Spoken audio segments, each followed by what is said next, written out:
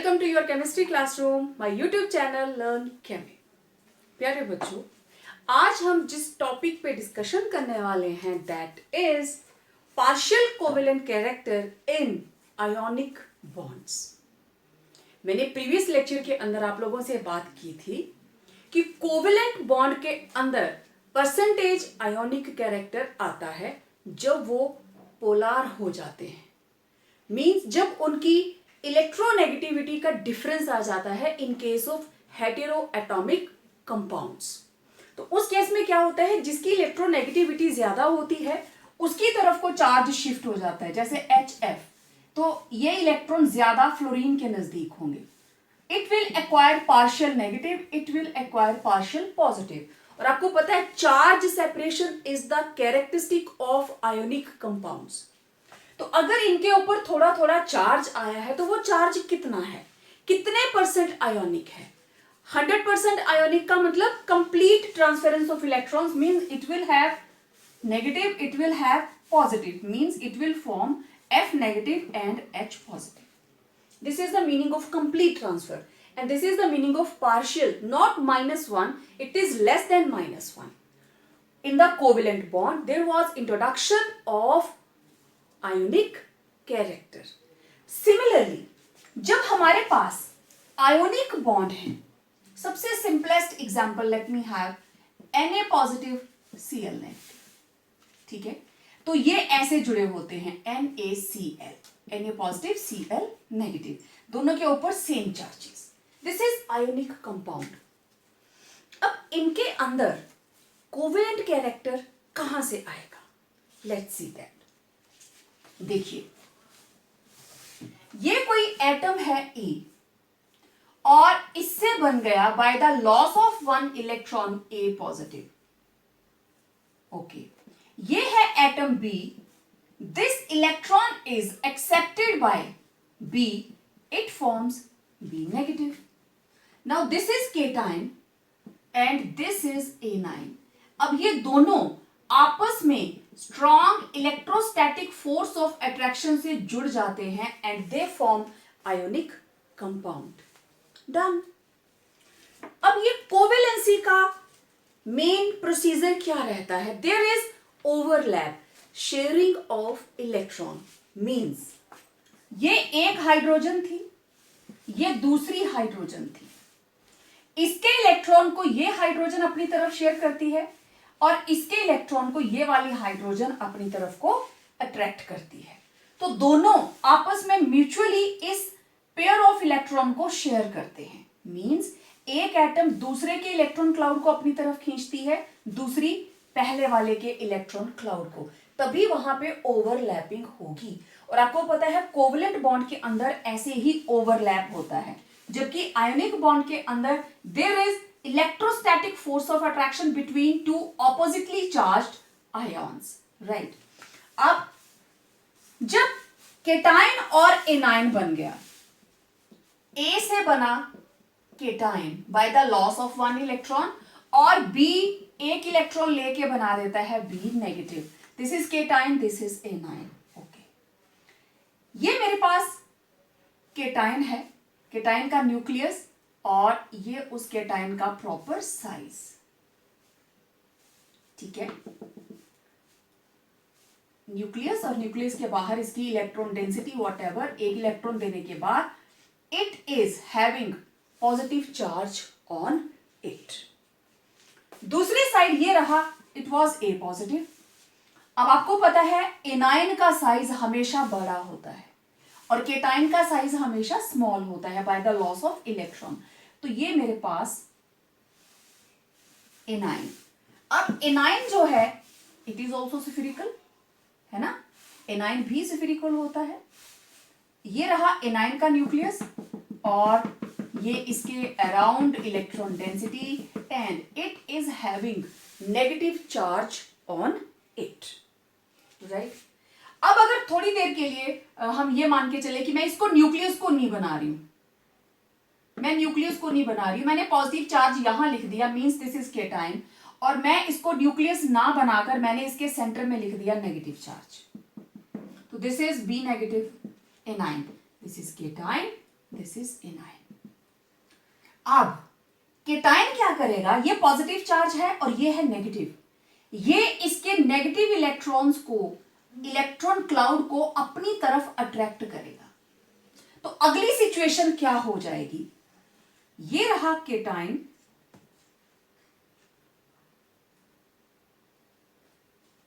This is cation, it is having positive charge. अब इसके electron cloud को इसने अपनी तरफ अट्रैक्ट किया, मींस अब ये स्फेरिकल ना रहकर लिटिल बिट इसकी शेप ऐसी हो जाएगी, एलिप्टिकल।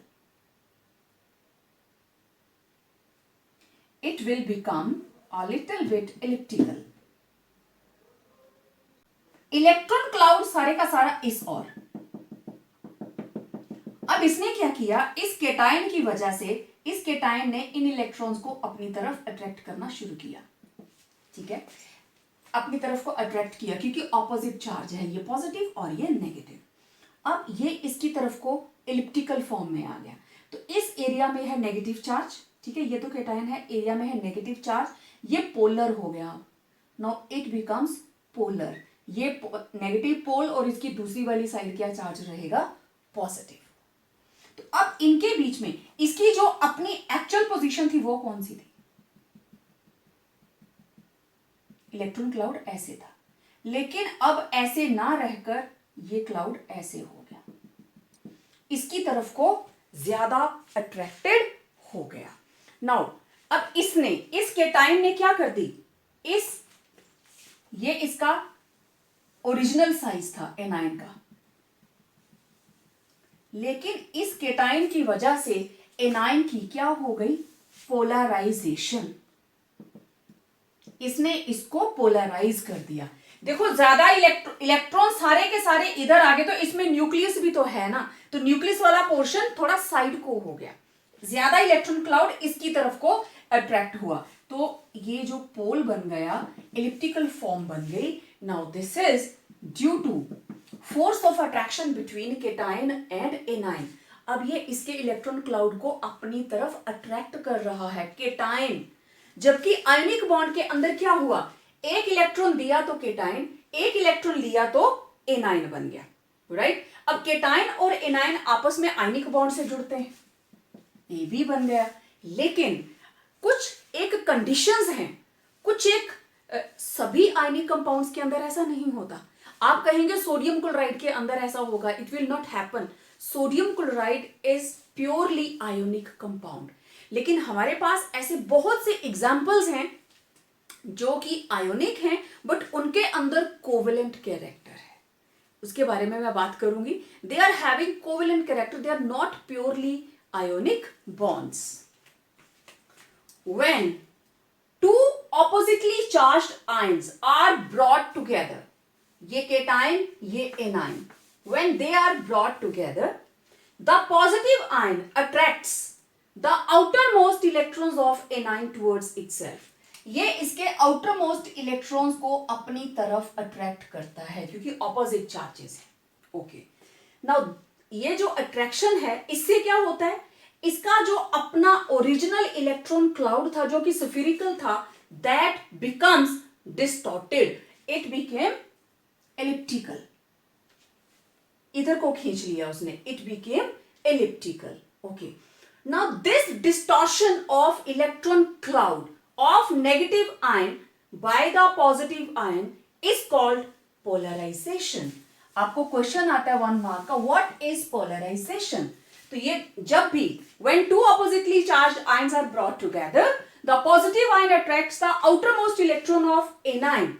anion के outermost electrons को अपनी तरफ attract करेगा, ठीक है। Now this results in distortion of electron cloud around the anion towards cation.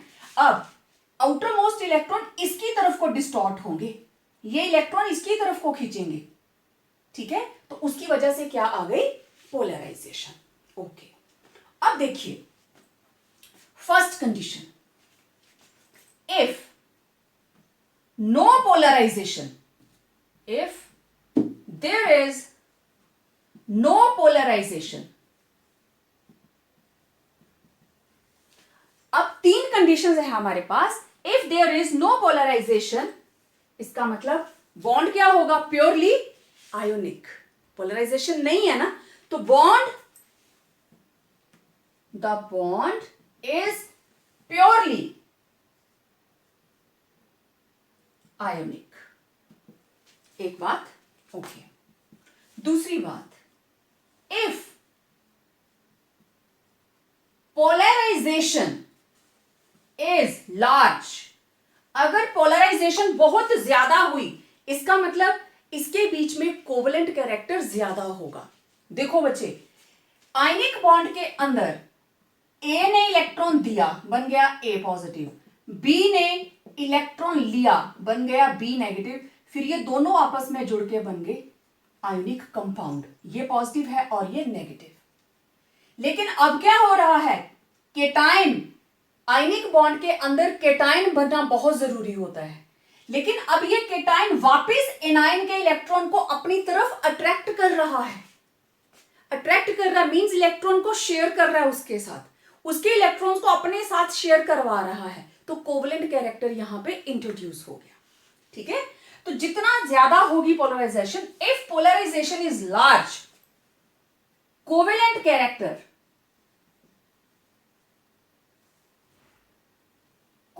Character in ionic bond is more. दूसरी बात, अगर पोलराइजेशन ज्यादा है तो covalent character in ionic bond will be more. Okay, now the third factor, if polarisation is small, बहुत कम है, lesser will be covalent character, lesser will be covalent character in ionic bonds। तो polarisation के बाद हम तीन चीजों से इसको डिसाइड कर सकते हैं कि कितनी ज्यादा होगी। पहली है, अगर कोई पोलराइजेशन नहीं हुई, जैसा है वैसा ही रहा, इसका मतलब इट इज प्योरली आयोनिक, इसमें कोवेलेंट कैरेक्टर नहीं है। लेकिन अगर बहुत ज्यादा पोलराइजेशन हो गई, it means more covalent character is there, covalent character in ionic bond is more। और अगर polarization small है, it means lesser will be covalent character in ionic bond। तो these are the three conditions। तो जब आप बात करें what is polarization, तो आपको यही लिखना पड़ेगा। ठीक है, स्क्रीनशॉट लेके रख लीजिए सो दैट आप इसको आराम से लिख सके। अब ये जो आयनिक कंपाउंड्स के अंदर इंट्रोडक्शन होती है पोलराइजेशन की, it has been explained by a scientist Fajan, FAJAN, this is Fajan, and he has given a rule known as Fajans rule. इसके बारे में बात करते हैं। Well, now let us talk about Fazan's rules। देखिए बच्चों, ये जो पोलराइजेशन का एक्सटेंट है, ये मेनली दो बातों पे डिपेंड करता है और यही फजान का फोकस है। कौन कौन सी दो बातें? The power of cation to distort और पोलराइज द एनाइन। केटाइन में कितनी पावर है कि वो एनाइन को पोलराइज कर पाए, and susceptibility of anion to get polarized by cation। A9 के अंदर कितनी टेंडेंसी है, ससेप्टेबिलिटी है, उसकी कितनी मैक्सिमम टेंडेंसी हो सकती है टू गेट पोलराइज्ड। ठीक है, अब ये दो चीजें, केटाइन ने उसको पोलराइज करना है तो वो उसकी पावर होनी चाहिए, और एनाइन की ससेप्टिबिलिटी टू गेट पोलराइज, क्योंकि उसने पोलराइज होना है। तो Fajan it mainly talk about four things. पहली बात, साइज ऑफ केटाइन। ये कहता है smaller is the size of cation, क्योंकि आपको पता है इस केस के अंदर एक केटाइन होना चाहिए और एक एनाइन होना चाहिए, और ये केटाइन एनाइन के इलेक्ट्रॉन्स को अपनी तरफ अट्रैक्ट करता है, तो उसका जो नेक्स्ट स्टेप बन जाता है हमारे पास। अब मैं इसकी पोलराइजिंग वाली जो है फिगर उसको ऐसे बना देती हूं, इलिप्टिकल, इसको डॉटेड में ले लेती हूं सिर्फ आपको समझाने के लिए। ओरिजिनल वाला डार्क है और जो बाद में हुआ दिस इज पोलराइज्ड, ठीक है। Smaller is the size of cation, more will be its polarising power. इस बात को ध्यान से समझना। देखिए, केटाइन जितना छोटा होगा चार्ज डेंसिटी उतनी ही ज्यादा होगी। मान लीजिए हमारे पास एक टेनिस की बॉल है और एक मेरे पास फुटबॉल है, दोनों के ऊपर +1 चार्ज, ठीक, दोनों के ऊपर +1 चार्ज। या मैं ऐसे कहूं कि ये टेनिस की बॉल और ये फुटबॉल, और मेरे पास ओनली 1 ml पेंट है। 1 ml पेंट का मतलब 1 पॉजिटिव चार्ज। अब 1 ml पेंट से मैं टेनिस की बॉल को तो पूरी तरह से पेंट कर सकती हूं, इट विल गेट पेंटेड, लेकिन फुटबॉल का सिर्फ इतना सा पोर्शन ही पेंट होगा। Am I right?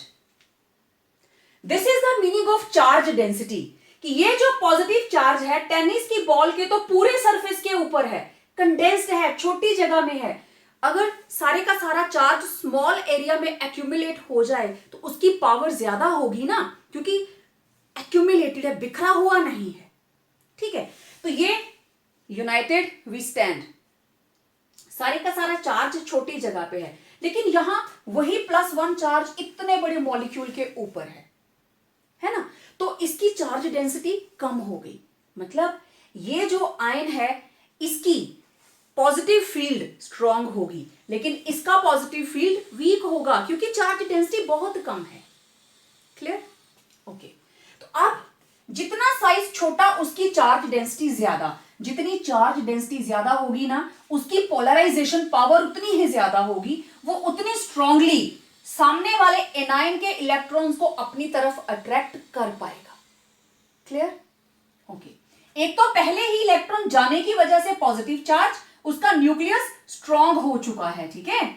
तो more will be polarising power as small size has more charge density on it, therefore attracts the electron cloud towards itself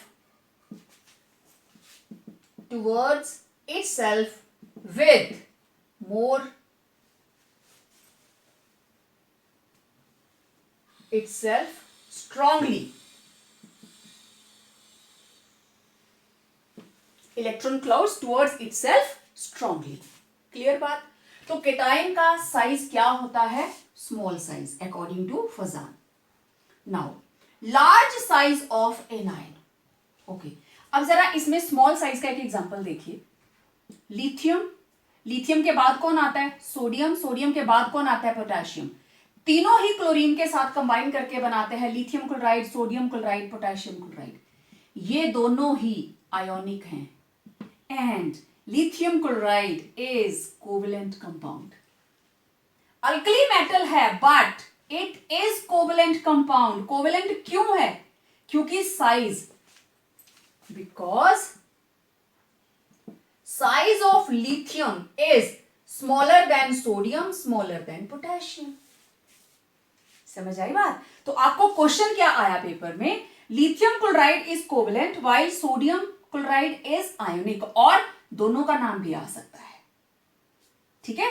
तो आप for example lithium chloride is covalent while, इसको मैं लिखती ही उस तरीके से हूं, for example lithium chloride is covalent while NaCl, KCl are ionic.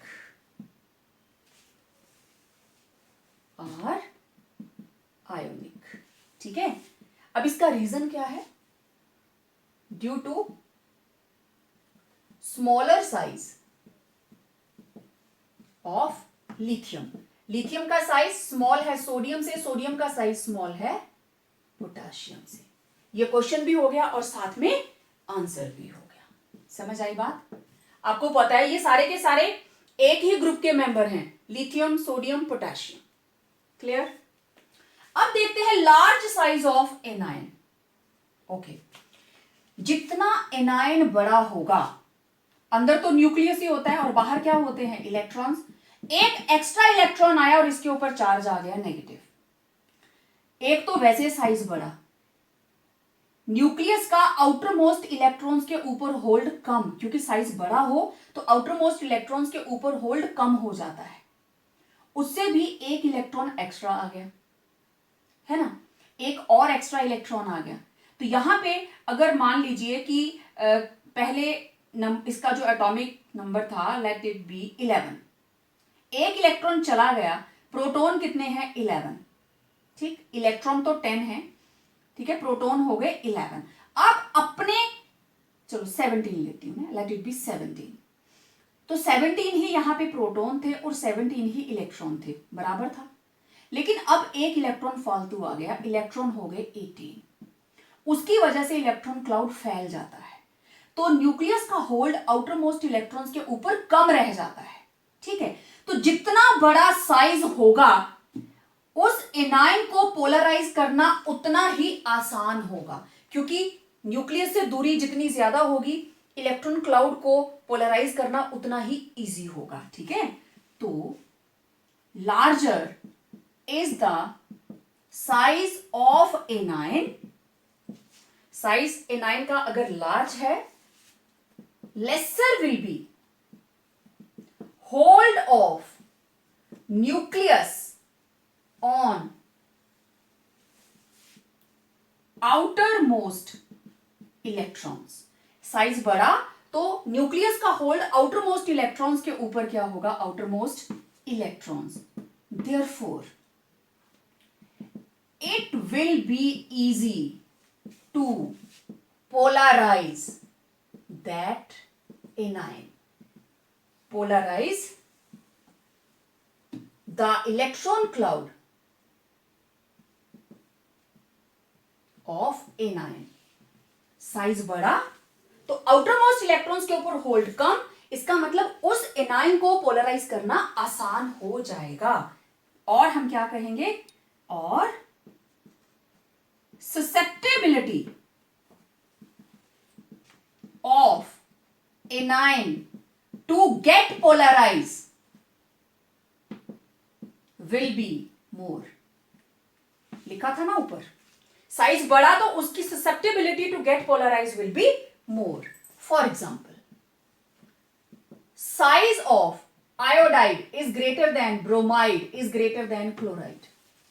Iodide का साइज सबसे बड़ा, वैसे भी तो आयोडीन सबसे नीचे आता है, आयोडाइड एनाइन, उसका साइज ब्रोमाइड से बड़ा और उसका साइज क्लोराइड से बड़ा। And polarisability, polarisability of iodide is greater than bromide is greater than chloride, right. अब इसका अगर आप एग्जाम्पल देखें आयोडाइड के साथ, लिथियम आयोडाइड, एक ही हम केटाइन ले लेते हैं, lithium iodide, lithium bromide, lithium chloride. तो lithium iodide is more covalent and lithium chloride is less covalent, क्योंकि लिथियम क्लोराइड का साइज, क्लोराइड का साइज छोटा है, आयोडाइड का बड़ा है। Lithium positive charge, strong field, iodide बड़ा साइज, मोर पोलराइजेबिलिटी, तो लिथियम आयोडाइड की कोवेलेंट कैरेक्टर ज्यादा होगी लिथियम क्लोराइड के कंपैरिजन में। क्वेश्चन किसी भी फॉर्म में आए आप उसको इसी तरीके से सॉल्व करेंगे। समझ आए बात? मैं इसके आगे फ्लोराइड को भी ले सकती हूं,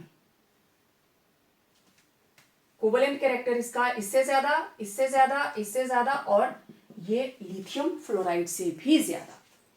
ठीक है, तो इधर को जाते हुए, इधर को जाते हुए कोवेलेंट कैरेक्टर डिक्रीजेस। समझ आ रही है बात? Covalent character decreases. मैं इसको क्वेश्चन में भी दूंगी आपको, रीजन आपको पता हो जाना चाहिए। लिथियम तो सेम है, size of cation is small, ठीक है। मैं यहां पे फ्लोराइड को भी लगा देती हूं। ये तो अगर केटाइन आप सेम लेते हो तो जिसके साथ आयोडाइड लगेगा ना उसका कोवेलेंट कैरेक्टर सबसे ज्यादा होगा। क्यों? क्योंकि एनाइन का साइज बड़ा है और एनाइन जितना बड़ा होगा उसकी पोलराइजेबिलिटी उतनी ही ज्यादा होगी, ठीक है। Third, large charge on cation and A9. ये तो समझ में आ गई। ओके, देखिए लार्ज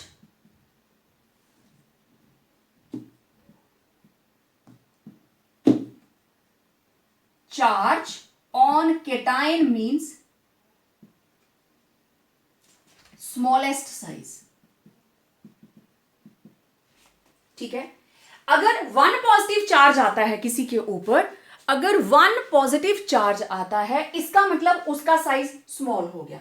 लेकिन अगर उसी के ऊपर 2 पॉजिटिव चार्ज आता है तो साइज और भी ज्यादा स्मॉल हो जाएगा, है ना। आप किसी एटम से पहले आपने एक इलेक्ट्रॉन निकाला, फिर आपने एक और इलेक्ट्रॉन निकाला तो ये बन जाएगा A2 पॉजिटिव, फिर आपने एक और निकाला A3 पॉजिटिव, और आपको पता है सक्सेशन में इलेक्ट्रॉन्स जाते हैं तो 3 पॉजिटिव का साइज सबसे छोटा होगा, then 2 positive, then A positive और A का सबसे बड़ा होगा इन केस ऑफ केटाइन। जितना चार्ज बड़ा केटाइन का साइज उतना ही छोटा। क्लियर बात? तो large charge on cation means smallest size, clear, and large charge on anion। अगर anion पे large आता है charge, anion means larger size, largest size। Oxygen 1 negative, oxygen एक इलेक्ट्रॉन एक्सेप्ट किया, साइज बड़ा हो गया। इसने एक और इलेक्ट्रॉन एक्सेप्ट किया 2 नेगेटिव, तो O2 negative is larger than O1 negative is larger than simple O। जितना ज्यादा एनाइन के ऊपर चार्ज बढ़ता जाएगा, नेगेटिव चार्ज बढ़ता जाएगा, साइज बढ़ता जाएगा, क्योंकि प्रोटॉन्स तो उतने ही रहे, न्यूक्लियस के अंदर प्रोटॉन उतने ही रहे, लेकिन 2 एक्स्ट्रा इलेक्ट्रॉन आ गए जब उसके ऊपर 2 नेगेटिव चार्ज आया। तो जितना नेगेटिव चार्ज आता जाएगा साइज एनाइन का बड़ा होता जाएगा। क्लियर? अब दोनों ही फैक्टर यहां पे देखिए, केटाइन का साइज हो गया स्मॉल और एनाइन का साइज हो गया लार्ज। दोनों ही फैक्टर फेवर करते हैं ना, therefore more will be polarising power of cation and polarizability of anion।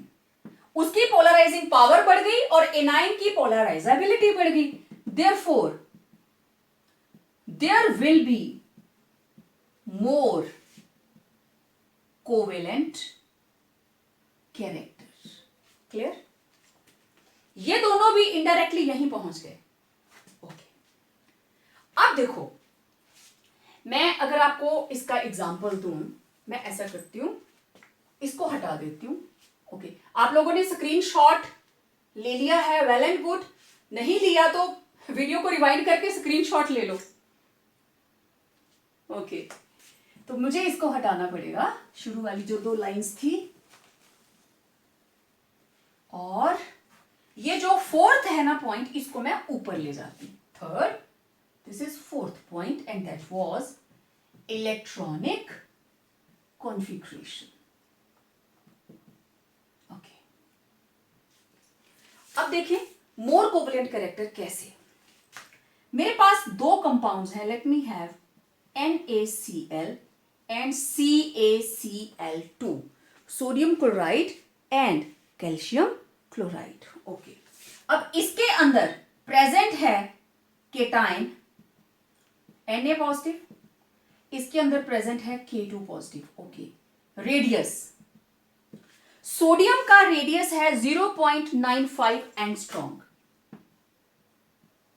और कैल्शियम का है 0.99 एंगस्ट्रॉम, जबकि कैल्शियम नेक्स्ट वाले मेंबर के सोडियम से थोड़ा नीचे आता है, but even then it is having almost same radius. और इनके मेल्टिंग पॉइंट्स, सोडियम क्लोराइड का मेल्टिंग पॉइंट है 1073 केल्विन और कैल्शियम क्लोराइड का है 1045 केल्विन। अब आप देखिए, केटाइन के ऊपर चार्ज ज्यादा, कैल्शियम के ऊपर चार्ज ज्यादा, सोडियम के ऊपर चार्ज कम, और जो कैल्शियम क्लोराइड है it has covalent character, it has covalent character, जबकि NaCl इज प्योरली आयनिक। ठीक, यही रीजन है that calcium chloride has lower melting point than NaCl, because calcium chloride has some covalent character while NaCl is ionic, or I would say purely ionic. ये आपको question की form में आ सकता है। ये मैंने यहां पे कंपाउंड लिखे, ठीक है, रेडियस, दोनों के रेडियस भी कंपेयर हो गए। अब बात क्या हुई थी, चार्ज। ठीक, charge on cation and A9, sodium के ऊपर चार्ज 1, कैल्शियम के ऊपर चार्ज 2।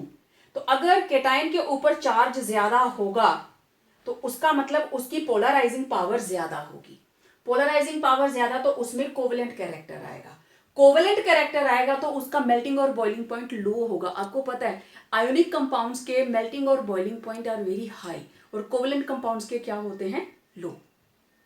ठीक है, तो ये था third point. According to Fajans rule, impact of large charge on cation and anion. Now let's talk about electronic configuration. अब देखो, हमारे पास दो तरह की इलेक्ट्रॉनिक कॉन्फ़िगरेशन होती है, एक जिसमें हम ऑक्टेट कंप्लीट करते हैं, कुछ metals with octet complete 8 electron, and other metals having 18 electrons in outermost shell. ठीक है, हर मेटल की आउटर मोस्ट शेल में 8 इलेक्ट्रॉन नहीं होते। जितनी भी ट्रांजिशन मेटल्स हैं, D block transition metals, they are having 18 electrons in their outermost shell. आप काउंट करके देख लेना, दे आर हैविंग 18 इलेक्ट्रॉन्स। चलिए मैं एग्जांपल लेती हूं एक, और फजान ये कहता है that metals with 18 electrons outermost configuration are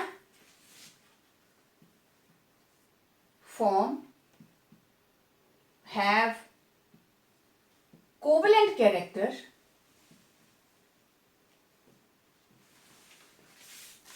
as compared to metals having 8 electrons in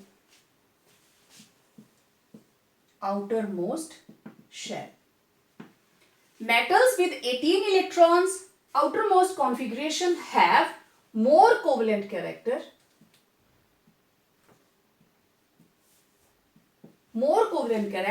as compared to metals having 8 electrons in outermost shell.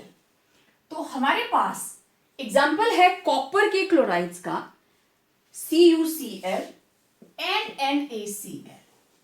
Copper के पास है आउटरमोस्ट शेल में 18 इलेक्ट्रॉन्स और सोडियम के पास हैं ओनली 8 इलेक्ट्रॉन्स आउटरमोस्ट शेल के अंदर, और यहां पे है कॉपर 1 पॉजिटिव और यहां पे सोडियम है 1 पॉजिटिव। आप काउंट करके देखिए, कॉपर एटॉमिक नंबर 29। ओके, आप कॉन्फ़िगरेशन लिखते हो ना, 1s2 2s2 2p6 3s2 3p6, उसके बाद 3d10 4s1।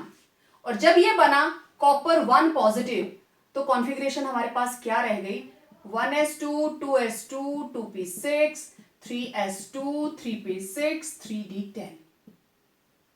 अब देखो इसके आउटर मोस्ट शेल में कितने इलेक्ट्रॉन हैं, काउंट करो। थर्ड शेल के अंदर 6 + 2 + 10 देयर आर 18 इलेक्ट्रॉन्स। देख गया ना, इट इज हैविंग 18 इलेक्ट्रॉन्स। और सोडियम का तो आपको पता है, इसका atomic number 11 1s2 2s2 2p6 3s1। जब ये 1 पॉजिटिव बना, ये चला गया, तो ये रहे इसके आउटर मोस्ट शेल के electron and these are only 8 electrons, right. इसको साथ साथ नोट कर लीजिए क्योंकि मैं फिर से इसको हटाने वाली हूं यहां से। मुझे सिर्फ आपको बताना था कि how there are 18 electrons in copper, right. Okay, अब देखो क्वेश्चन क्या है, ये तो मैं आपको एग्जांपल दे रही हूं, आपको एग्जाम में क्वेश्चन किस तरीके से आएगा। अब ये दो दे दिए, copper chloride and sodium chloride, ठीक है। For example, out of CuCl and NaCl compounds, copper chloride is having covalent character. Copper chloride is slightly covalent while NaCl is purely ionic. Why? तो रीजन आपके पास क्या है, as it is having 18 electrons. और according to Fajans जितनी भी metals उनकी outer most configuration 18 electrons होगी, they are more susceptible for covalent bonding. उनकी ज्यादा टेंडेंसी होगी टू हैव कोवेलेंट कैरेक्टर। अब मैं एक और चीज आपको बताती हूं कि क्यों 18 इलेक्ट्रॉन्स वाली ही इसमें कोवेलेंट कैरेक्टर उनके अंदर आता है। क्योंकि जब हम इन 18 electron configuration there are present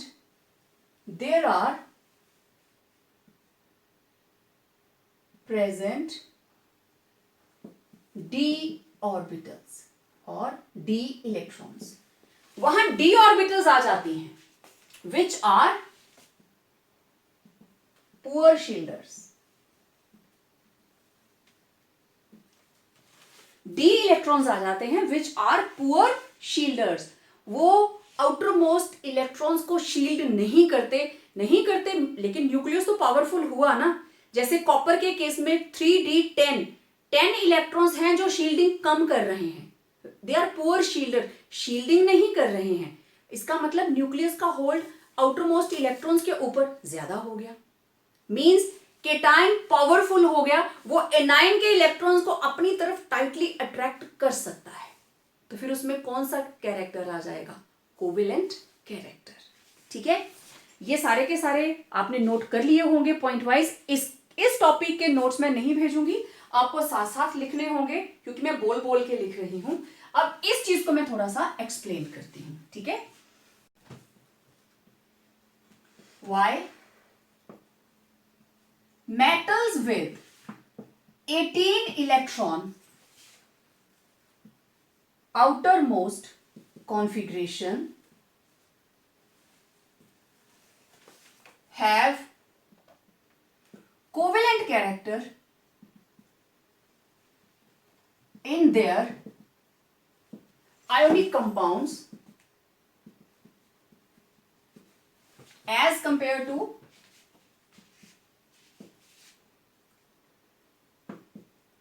metals with 8 electrons in outermost electronic configuration। अब देखो मैं कॉपर क्लोराइड की ही बात करूंगी यहां पे। Copper 29 1s2 2s2 2p6 3s2 3p6 3d10 4s1। और जब ये बना कॉपर 1 पॉजिटिव, ये चला गया, तो मैं सिर्फ अब यही कॉन्फ़िगरेशन लिखूंगी 3s2 3p6 3d10। अब कॉपर, ये साइज, कॉपर का ये size, it is having positive charge. इसके अंदर प्रोटॉन 29, इलेक्ट्रॉन्स 28, लेकिन इन 28 इलेक्ट्रॉन्स में से मैं 10 माइनस कर रही हूं जो प्रेजेंट है डी के अंदर, because they are poor shielders. Poor shielders, ये शील्ड करते ही नहीं, तो कितने बचे? 18 इलेक्ट्रॉन।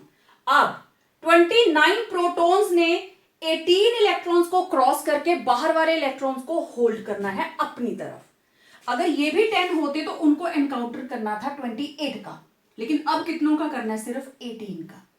इसका मतलब अब न्यूक्लियस 29, लेकिन इलेक्ट्रॉन कितने हैं? 18।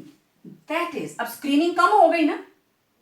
अब आपको पता है Z effective is equal to किसके बराबर होगा? जो उसका न्यूक्लियर चार्ज है, दैट इज 29 माइनस, अब स्क्रीनिंग कांस्टेंट कितने इलेक्ट्रॉन्स की वजह से है? 18 इलेक्ट्रॉन्स की वजह से, क्योंकि 10 क्या है? पुअर शील्डर, उनकी शील्डिंग उतनी नहीं होगी जितनी इन 18 इलेक्ट्रॉन्स की होगी। अब ये वैल्यू इधर से कम माइनस हुई तो देखो Z effective will be more. Z effective बड़ा, Z इफेक्टिव बड़ा मतलब मोर will B hold of nucleus on outermost and electron cloud of nearest anion। ये अपने नजदीक पड़े एनाइन के इलेक्ट्रॉन क्लाउड को डिस्टॉर्ट कर सकता है। Therefore, more will be its polarizing power to distort the electron cloud of anion। ठीक है, इसलिए ये वाली मेटल्स जिनकी आउटरमोस्ट शेल की कॉन्फ़िगरेशन में डी इलेक्ट्रॉन्स आ जाते हैं, they are susceptible to form, they have tendency to form ionic bonds having partial covalent character. Clear? Question आपको कॉपर क्लोराइड और सोडियम क्लोराइड के कंपैरिजन का आ जाए या जर्नल आ जाए, तो आपको ये चीज बतानी पड़ेगी। ठीक है, तो लेट मी इसको मैं कवर अप करती हूं। तो अकॉर्डिंग टू फजान हमारे पास total there are 4 things. First, small size of cation. Small size of cation means more will be its polarising power, charge density इसकी ज्यादा होगी। देन सेकेंड बात थी large size of anion. Anion का size ज्यादा means उसके nucleus का hold उसके ऊपर होगा ही नहीं, इलेक्ट्रॉन क्लाउड के ऊपर, तो कोई भी केटाइन उसको अपनी तरफ अट्रैक्ट कर लेगा। Then large charge on cation and anion. जिनके अगर केटाइन पे चार्ज ज्यादा तो उसका साइज स्मॉल हो जाएगा, एनाइन पे चार्ज ज्यादा तो उसका साइज लार्ज हो जाएगा, तो दोनों ही interconnected. And fourth one, electronic configuration of metal in cation। ये आपने देख लिया, जिनकी 18 इलेक्ट्रॉन्स वाली है they form partial covalent character, they show they have covalent character as compared to 8 electron outermost configuration। तो it was all about Fazan's rule and covalent character introduced in ionic bonds, right? आपको topic अच्छा लगा हो, do like it, share with your friends, and yes, subscribe the channel and on your notification bell। तो मिलते हैं एक नए video के साथ। Till then, stay home, stay safe।